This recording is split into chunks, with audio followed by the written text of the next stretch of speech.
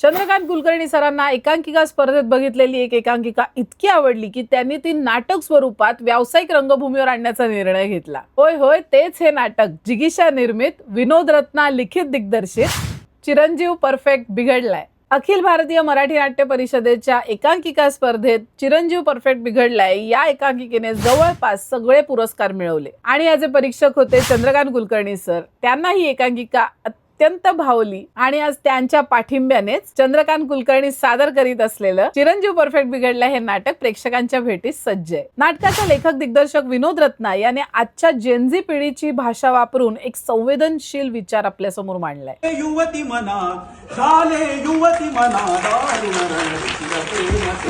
नाथ हा माझा एकला, नाथ हा माझा एकला। फळ सांभाळ तुऱ्याला गळाला, फळ सांभाळ तुऱ्याला गळाला, आला आला तुझ्या उचलला गलकोला, तुझ्या उचलला गलकोला। फळ सांभाळ तुऱ्याला गळाला, फळ सांभाळ तुऱ्याला गळाला, आला आला तुझ्या उचलला।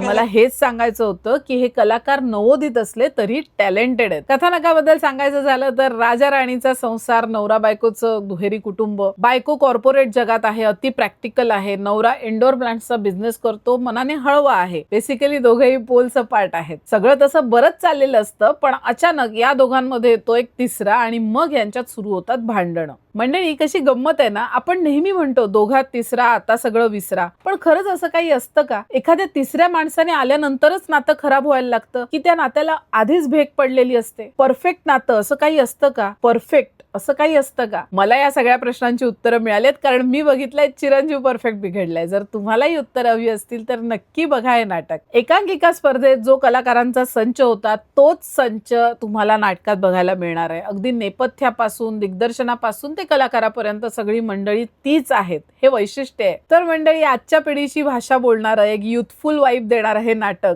नाटकाचं नेपथ्य फ्रेश आहे, म्युझिक फ्रेश आहे, त्यामुळे मिस करण्यासारखं असं काही नाही। पोस्टरवर तर जेनझी कॉमेडी हे लिहिलेलंच आहे आणि नाटक अधूनमधून भावुकही करतं, त्यामुळे अजिबात मिस करू नका हे नाटक चिरंजीव परफेक्ट बिघडलाय।